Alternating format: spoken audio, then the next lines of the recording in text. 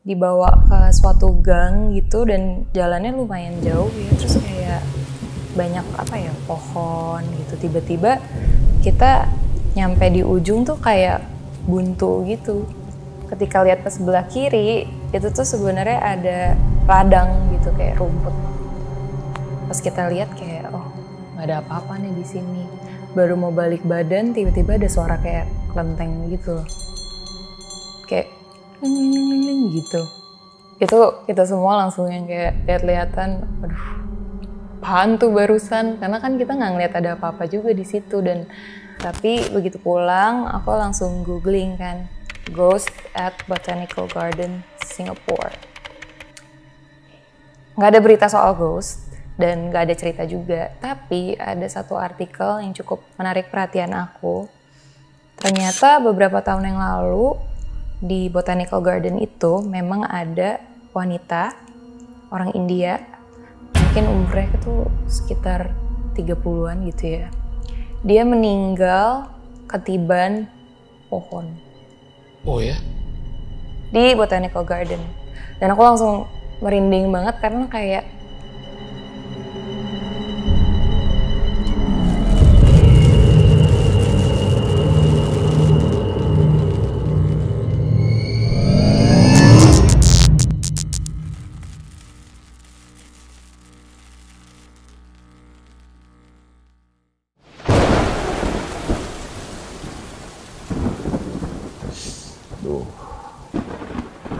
Dengar-dengar mereka semua katanya didatengin ya sama perempuan bergaun merah.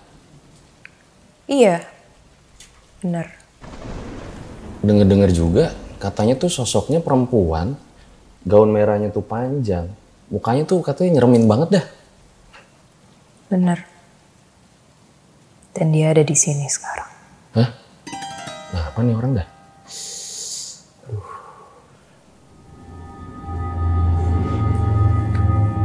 Hah? Jurik.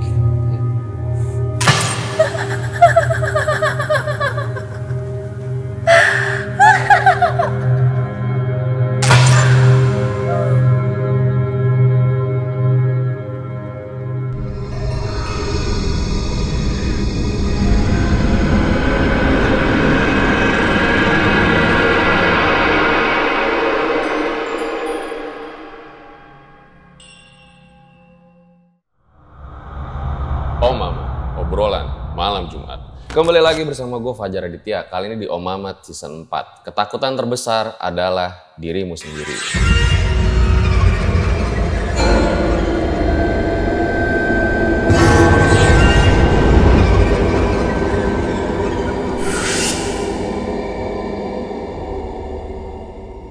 Ya, malam ini gue kedatangan tamu istimewa, di mana pelaku horor pada malam ini itu salah satunya gue ngefans banget karena gue sering nonton film-filmnya. Langsung aja kita sapa.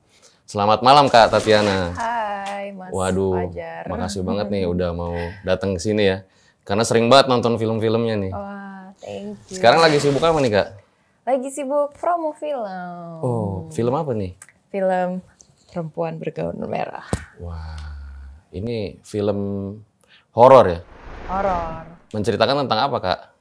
Menceritakan tentang misteri sosok perempuan bergaun merah. Jadi singkat cerita ya, film ini tuh tentang sekelompok anak-anak muda. Mereka lagi hangout lah, nongkrong gitu. Dan tiba-tiba di satu malam itu ada sesuatu yang terjadi yang menyebabkan salah satu dari teman mereka tuh hilang.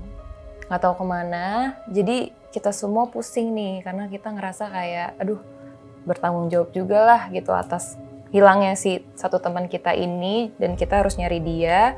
Tapi dalam proses kita mencari dia, tiba-tiba ada gangguan dari sosok perempuan bergaun merah ini yang sangat menyeramkan. Jadi kita kejar-kejaran sama waktu untuk menemukan teman kita. Wah, ini kayaknya seru banget nih guys. Nah, tapi ngomong-ngomong film horor, Kak Tatiana ini sepertinya juga punya pengalaman horor ya? Siapa sih yang nggak punya? Ini, Iya nggak sih? Iya sih. Iya, Kayaknya bener-bener. ini adalah hal yang emang deket banget gitu sama kita. Karena ya aku percaya kita memang hidup berbarengan dengan alam lain juga. Gitu. Belum pernah diceritain ya pengalaman horornya ya? Belum. Ini yang pertama guys. Nah sebelum kita masuk nih, mungkin buat para penonton RJL, kenapa Kak harus nonton film Perempuan Bergaun Merah?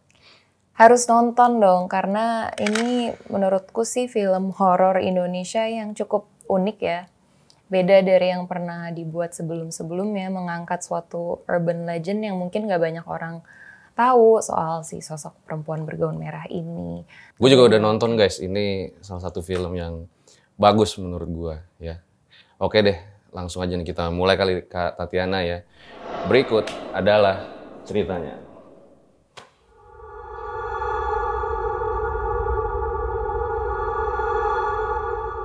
Ya Kak Tatiana, boleh diceritain awal mulanya tuh kayak gimana? Oke, jadi ini tuh kejadiannya kalau nggak salah tahun lalu deh. Terus di Bali, karena waktu itu emang lagi liburan. Jadi kita itu waktu itu lagi nginep rame-rame di Seminyak. Nah, dari Seminyak itu rencananya memang mau pindah ke suatu Airbnb di Uluwatu. Kita udah booking nih, lucu banget soalnya, kayak dari foto-fotonya tuh kelihatannya bagus gitu, view-nya bener-bener di depan laut, dan pokoknya si Airbnb ini tuh emang lokasinya di tebing, makanya bisa dapet view sebagus itu. Pas booking itu, aku sempat kontekan sama hostnya, dan dia tuh sempat ngejelasin sih sebenarnya kayak sebaiknya kalau misalkan emang mau datang untuk check in, kita sarankan datang sebelum jam 7 sebelum gelap ya. Tapi dia nggak jelasin kenapa gitu. Nah, kita kan lagi masih di Seminyak nih karena lagi rame-rame sama teman-teman juga, ya mungkin agak sedikit kebawa suasana gitu ya, karena ada yang mau berenang dulu lah, terus ada juga yang aduh sunsetnya kan lebih bagus nih di Seminyak, kita lihat sunset dulu lah baru berangkat ke Uluwatu.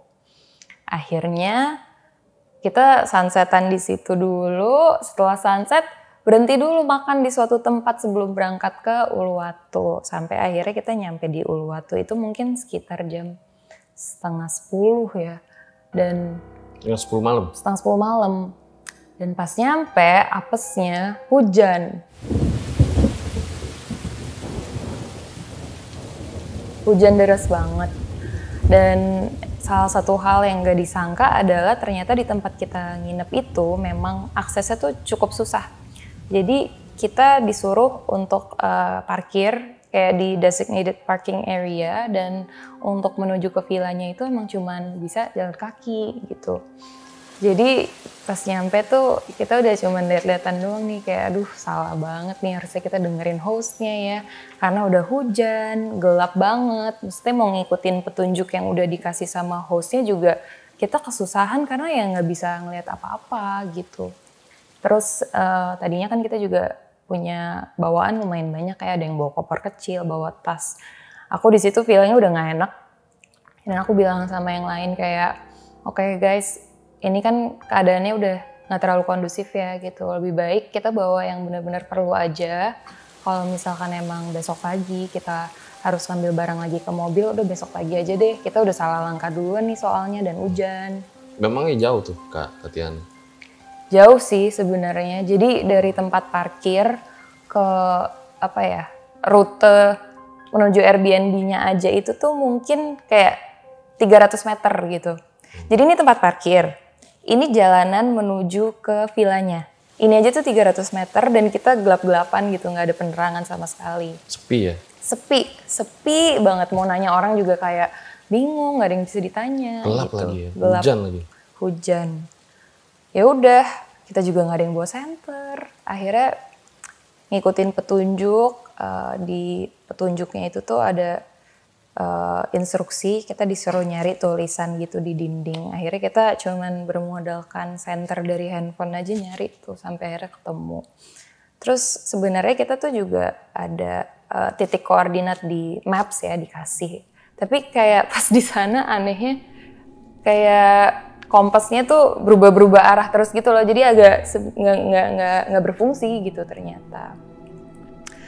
Ya udah, pokoknya kita bertiga nih jalan, udah ngikutin arah petunjuk yang ada di dinding itu malah salah, dibawa ke suatu gang gitu dan jalannya lumayan jauh ya, terus kayak banyak pohon gitu. Tiba-tiba kita nyampe di ujung tuh kayak buntu gitu,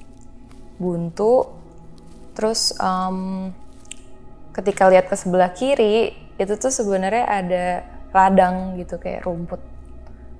Pas kita lihat kayak nggak ada apa-apa nih di sini. Baru mau balik badan tiba-tiba ada suara kayak kelenteng gitu loh, kayak gitu. Itu kita semua langsung yang kayak lihat-lihatan, aduh apaan tuh barusan, karena kan kita nggak ngeliat ada apa-apa juga di situ dan udah jauh lah gitu dari rumah-rumah atau apapun lah. Akhirnya kita cuman kayak nyenterin sekeliling kita dan masih nggak ada apa-apa juga. Udah yuk, kayaknya kita balik ke arah tempat parkir lagi aja gitu. Pas balik ke arah tempat parkir lagi, itu udah lumayan stres tuh karena kayak nggak berasa udah lewat hampir 45 menit. Buat jalan itu 45 menit? Iya, karena kan hujan, gelap, terus agak ada nggak yakinnya juga soalnya ternyata jalanan menuju ke tempat Airbnb-nya itu tuh sebenarnya lewat gang kecil, tapi kita nggak nemu gitu selama 45 menit itu. Dan akhirnya begitu ketemu nih gangnya, kita pikir kan kayak yes udah deket nih gitu. Ternyata masih jauh perjalanannya. Masih jauh dan jalanannya itu juga bukan jalanan yang mulus ya, jadi bukan beraspal gitu. Masih tanah gitu sih sebenarnya yang ngebentuk kayak tangga tapi terjal dan gak rata juga, jadi cukup sulit gitu. Plus hujan kan agak sedikit becek dan licin gitu. Nah pas udah menemukan jalan menuju si villa-villa dan cottages yang ada di bawah, kita masih bingung karena kita ngerasa kayak instruksi yang dijelasin sama host itu tuh kurang detail gitu. Jadi begitu nyampe di bawah agak kayak linglung gitu loh.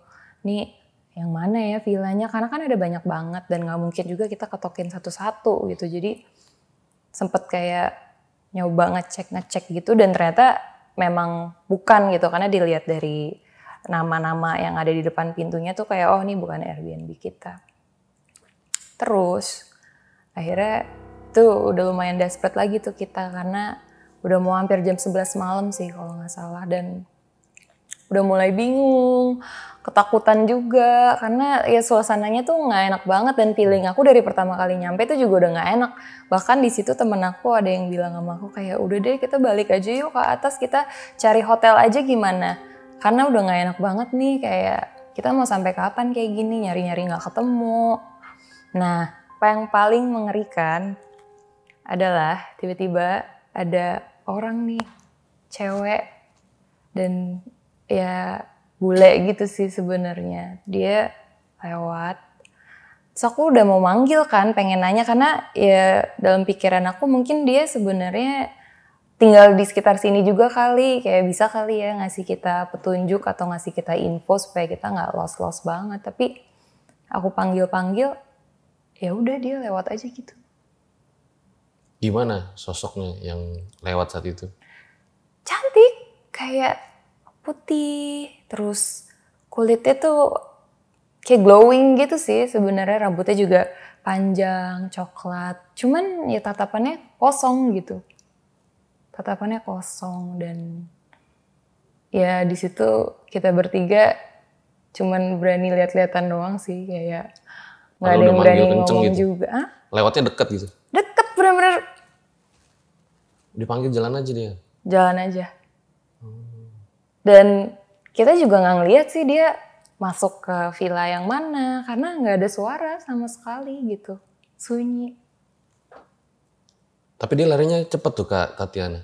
Enggak ya? Itu dia yang bikin lebih aneh lagi. Jadi awalnya nih kita manggil, terus kayak kenapa dia nggak ngerespon ya? Apa dia nggak mau diganggu?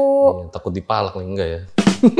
Tapi kan kita cewek-cewek bertiga gitu ya, maksudnya nggak mungkin juga mau malakin nggak sih? Terus. Cuman dalam keadaan lagi desperate, dan yang lebih aneh lagi nih, kan aku sama teman-teman aku karena kita emang nggak bawa payung, jadi ya udah kita hujan-hujanan gitu, nggak antisipasi. Tapi ini orang juga lewat aja dan emang nggak bawa payung. Kalau emang tinggal di situ kan pasti harus bawa payung lah ya gitu. Terus akhirnya gimana tuh kalian bertiga?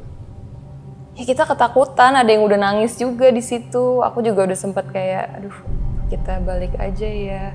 Cari hotel masih bisa sih sebenarnya jam segini kalau kita mau go show aja gitu. Tapi aku sih mikirnya kayak gila kita udah berjuang jalan kaki selama itu karena turunnya lumayan terjal gitu sih sebenarnya dan nggak kebayang kalau harus naik lagi gelap-gelapan. Aku sih udah takut duluan sih untuk harus melalui perjalanan itu lagi balik ke tempat parkir. Jadi ya udah akhirnya kita masih muter-muter nggak ketemu juga sampai akhirnya temen aku kayak punya ide, biarpun ini sebenarnya agak sedikit bahaya ya karena kan namanya kalau malam-malam itu airnya itu kan pasti naik ya. Jadi kalau misalkan mau lewat pantai pun ya mungkin agak sedikit berombak, nggak terlalu aman. Tapi di saat itu kita udah desperate banget. Udah nggak tahu juga harus lewat mana untuk nyari si Airbnb tempat kita mau nginep ini. Jadi ya udah kita memberanikan diri untuk turun sampai ke bawah banget di mana kita udah ngelihat ada air dan kita turun untuk melihat perspektif dari pantai itu kayak kira-kira yang paling mirip sama Airbnb kita tuh yang mana gitu. Dan akhirnya ya ketemu juga. Tapi harus melalui perjalanan yang sangat panjang itu dan ya pokoknya satu wanita misterius tadi ya. Iya, lesson learn-nya buat kita adalah jangan pernah nyampe di situ setelah gelap. Dan akhirnya di kemudian hari kita kayak bener-bener memanage waktu tuh dengan sangat tepat lah. Kayak kalau emang perlu bolak-balik untuk ngambil sesuatu ya pas siang-siang aja. Jadi malam-malam tuh kita udah bener-bener stay di situ aja, nggak keluar-keluar lagi. Iya, bener banget tuh ya. Emang kalau malam, apalagi kalau udah gelap itu ya jaga-jaga aja, jaga diri ya. Jaga diri.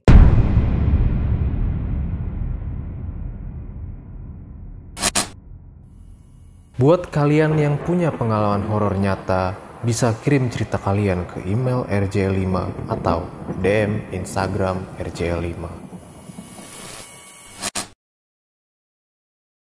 Nah, dengar-dengar juga nih Kak, Tatiana katanya punya lagi ya cerita horor ya? Ada. Nggak nyangka juga nih aku nih. Gimana cerita horornya Kak? Kalau ini sebenarnya singkat banget sih, tapi tetap bikin merinding ya. Jadi waktu itu aku lagi di Singapura, berdua sama mamaku. Terus kita lagi jalan di Botanical Gardens. Udah pernah ke situ belum? Udah. Bagus banget ya. Betul. Sangat-sangat indah kayak dan luas banget ternyata.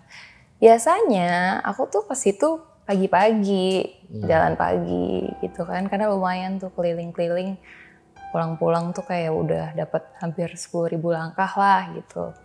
Tapi waktu itu aku sempat ke situ sama mamaku karena kita bukan mau jalan-jalan sih agendanya, kita pengen makan di cafe, namanya Halia kalau nggak salah ya. Nah itu tuh zaman dimana di Singapura kita tuh masih harus pakai masker. Oh. Masih biarpun outdoor, baru boleh dibukanya itu tuh pas makan di dalam kafe dan cuman kalau udah ada makanannya di meja. Singkat cerita, pokoknya kita makan di situ kayak biasa ngobrol-ngobrol. Nah, begitu selesai makan itu kan udah sekitar jam berapa ya? Mungkin jam 8, jam setengah 9 dan pada saat itu di Singapura itu masih memberlakukan circuit breaker, jadi tempat-tempat itu juga nggak bisa buka sampai terlalu malam gitu. Lagi pula udah gelap juga kan dan pokoknya selesai makan aku sama mamaku kayak yaudah yuk kita langsung pulang aja, tapi kita mau cari exit yang paling deket ke bus station. Akhirnya jalanlah kita dan ya kita ikutin crowd lah gitu karena ternyata banyak juga masih yang rame nih. Yang dibilang rame enggak sih, kayak mungkin di depan aku ada 2 orang. Jarang-jarang lah. Terus ya ada juga yang kayak mengambil rute lain gitu, jadi udah nggak terlalu rame gitu. Pas lagi jalan tiba-tiba kita ngeliat ada sosok perempuan juga, lihat sosok perempuan cantik Sama sih, kurang lebih kayak yang tadi. Cuman yang ini aku ingat lebih spesifik nih wajahnya gitu. Ada kayak ke-India-Indiaan gitu. Tapi putih, rambutnya panjang. Dan kalau dia pakai kayak gaun putih gitu sih. Dan aku sempat bisik-bisik gitu sama mamaku kayak, itu apa ya? Aduh, nggak tahu deh kata mamaku. Tapi aneh gak sih di saat kita semua jalan keluar kenapa dia sendiri yang berlawanan arah jalannya masuk gitu. Di situ aja kan udah aneh ya sebenarnya. Masuk ke dalam botanical gardennya kan udah mau tutup. Dan akhirnya kayak udah deh nggak usah dilihat gitu, kayak males juga, takut, serem gitu. Suasananya juga ya udah gelap dan udah gak ada siapa-siapa. Ya sebenarnya di belakang ada orang tapi kan kita nggak tahu ya apakah dia melihat si sosok ini juga atau enggak gitu. Tapi ibunya lihat juga tuh. Ibu aku ngeliat ya, kita berdua sama-sama ngeliat. Dan pokoknya kayak kita jalan tuh makin deket. Akhirnya papasan nih, wangi banget, kayak wangi bunga melati gitu kali ya. Jasmine iya, gitu scentnya. Bunga melati ya. Iya. Terus satu hal lagi yang paling aneh adalah pas dia papasan sama kita itu, kita nggak sama sekali mendengar ada suara kaki atau sepatu yang menapak. Dan kata mamaku kayak, aduh itu dia melayang apa gimana ya, kok serem banget ya, kita nggak dengar apa-apa kok bisa sesunyi ini, seserem itu gitu. Mau nengok ke belakang lagi juga ya udah males lah ya. Memangnya, tapi cantik ya ininya ya? Cantik. Nah ini plot twistnya. Tapi aku juga nggak tahu ya apakah ini tuh benar atau enggak. Tapi ini cuman teori karena aku penasaran banget. Belum pernah ngalamin hal seperti itu juga soalnya selama ke Botanical Gardens di Singapura kan. Tapi begitu pulang, aku langsung googling kan, Ghost at Botanical Garden Singapore. Nggak ada berita soal ghost dan nggak ada cerita juga. Tapi ada satu artikel yang cukup menarik perhatian aku. Ternyata beberapa tahun yang lalu di Botanical Garden itu memang ada wanita orang India, mungkin umurnya itu sekitar 30-an gitu ya. Dia meninggal ketiban pohon. Oh ya? Di Botanical Garden. Dan aku langsung merinding banget karena kayak kok bisa ya yang ada di artikel ini, fotonya yang dipajang di artikelnya itu tuh mirip banget sama yang aku lihat pada saat jalan di Botanical Garden. Ya, gimana tuh kalau menurut kalian guys? Apakah memang itu hanya kebetulan aja mirip? Atau emang jangan-jangan? Komen di bawah. Oke, terakhir mungkin Kak Tatiana ya. Aku dengar juga katanya waktu kecil juga pernah ngalamin ya. Ini mungkin netizen pada nggak nyangka nih. Ternyata ada beberapa pengalaman horor Kak Tatiana ya. Ada. Dulu itu aku sempat tinggal di Tebet. Rumahnya agak gede. Sementara yang tinggal di rumah itu tuh cuman aku, mamaku, ada suster aku, sama ada pembantu laki-laki satu. Dan ya sebenarnya sih kayak rumahnya tuh nggak gede-gede banget, tapi karena orangnya kecil, orangnya tuh cuma sedikit, jadi kayak berasa agak kosong gitu ya. Apalagi dulu papaku tuh nggak terlalu sering ada di rumah karena harus kerja. Mamaku pun juga dulu kayak banyak urusan lah keluar rumah, jadi aku biasanya berdua sama suster aku gitu. Dan one day tiba-tiba suster aku nih kayak kelakuannya katanya aneh gitu, yang diajak ngomong nggak nyaut, terus kayak cuma nunduk aja, terus pokoknya kayak orang gimana ya, kayak kosong aja gitu loh, tatapannya kosong, dia nggak ngerespon ke apapun yang ada di sekitarnya gitu. Terus dia langsung naik ke kamarnya kebetulan di atas di lantai 2. Di lantai 2 itu cuma ada kamar dia sama ya area kayak buat gantung-gantungin cucian lah gitu. Nah, gara-gara dia dipanggil nggak nyaut-nyaut, akhirnya mamaku naik ke atas. Pas dia buka pintunya kayak tiba-tiba si suster aku ini tuh berubah gitu, raut wajahnya jadi kayak orang yang marah banget gitu. Dan suaranya juga berubah, jadi kayak suara laki-laki ya, basically dia kesurupan lah di rumah itu. Bilang apa susternya saat itu? Bilang kayak minta dibeliin makanan, tapi aku lupa sih minta dibeliin makanan apa. Beliin makanan? Waduh. Terus akhirnya? Akhirnya ya nggak diturutin sih obviously. Karena bingung juga. Kalau nggak salah waktu itu kayak tipe makanannya saking spesifiknya jadi agak repot gitu kalau harus dicari khusus buat kejadian itu gitu. Jadi akhirnya kita ya manggil ustadz yang paling kita kenal lah untuk datang bantuin, didoa-doain. Dan nggak lama. Udah lupa ya makanannya ya? Udah lupa. Bukan info ya? Oke, terus lalu akhirnya setelah dipanggil ustadz? Setelah dipanggil ustadz, akhirnya ibu bapak aku juga penasaran kan, kayak ini ada apa sih sebenarnya. Ternyata ya memang di rumah itu ada yang menjaga lah gitu.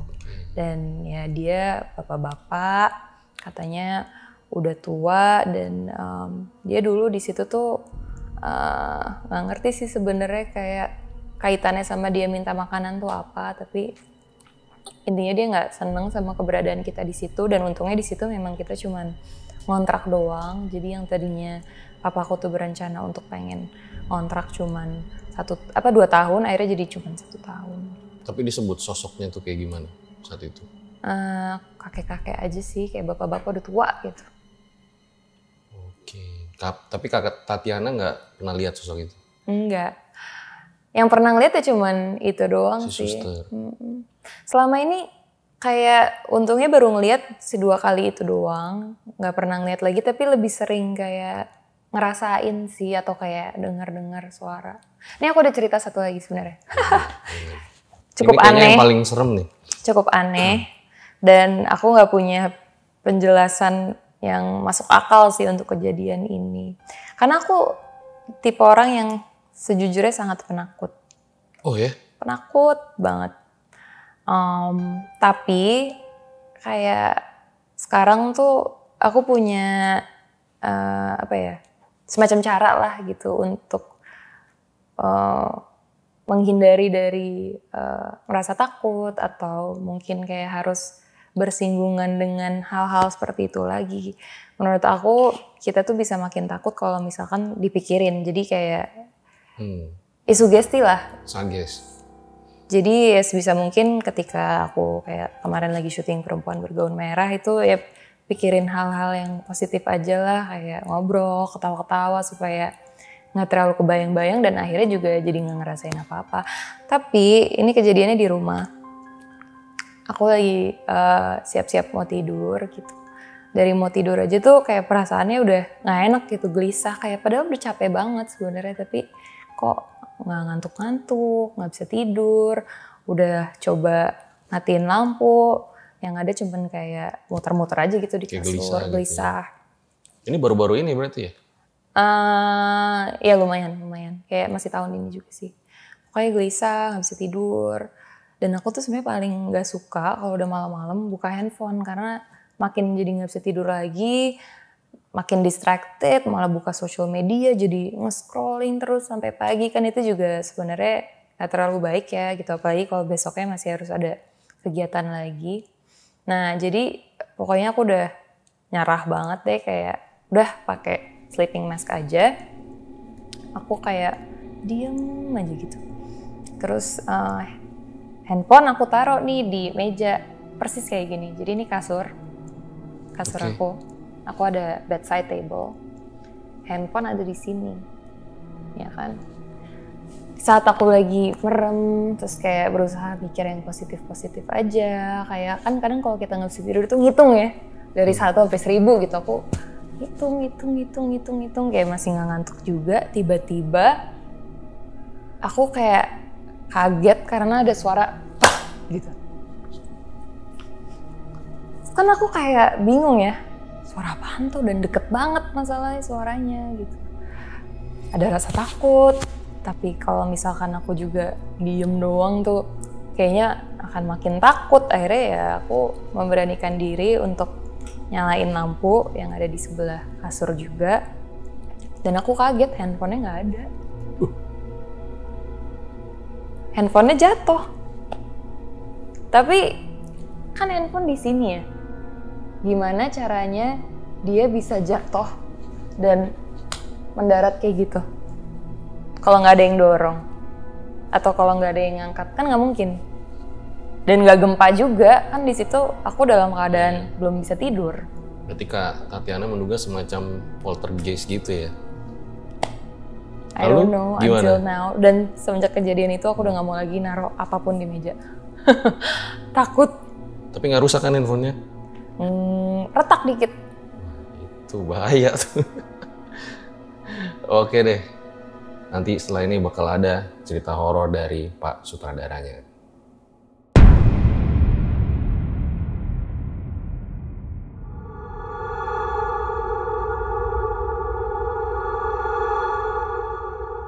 Nah sekarang gue udah sama penulis dan sutradaranya guys. Dimana doi ini tuh yang tahu tentang cerita urban legend perempuan bergaun merah. Halo. Halo Fajar. William, enaknya dipanggil siapa nih? Mas William, Bang William, apa Ko William? William aja. William aja? Will gitu.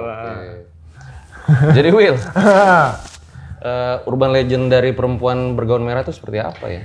Sebenarnya gue pertama kali dikenalkan ya, itu tuh pas gue masih kecil, Jar. Dan gue dari daerah nih ya, gue dari Medan. Jadi gue inget banget waktu pas gue masih SD. Nah di Medan tuh ada tempat tamasya lah. Itu tuh di sungai, namanya Sungai Sembahe. Zaman gue masih kecil kan belum ada sosmed gitu-gitu ya. Itu sempat heboh tuh zaman itu. Ada orang lagi foto di Sungai Sembahe, tapi ada penampakan tuh. Penampakannya adalah perempuan bergaun merah gitu. Dan itu serem banget men. Gue sampai habis lihat itu gue nggak bisa tidur lah berhari-hari. Gue kalau tidur harus megang tangan mak gue gitu. Sembari mak gue menjelaskan tentang perempuan bergaun merah ini, terus kayak mitos-mitosnya adalah tentang ini adalah perempuan-perempuan yang punya dendam, mereka tuh terus kayak bunuh diri pakai bergaun merah, terus agar mereka tuh bisa balik lagi tuh untuk membalaskan dendam mereka. Gue tuh serem lah di daerah Medan gitu. Iya waktu itu.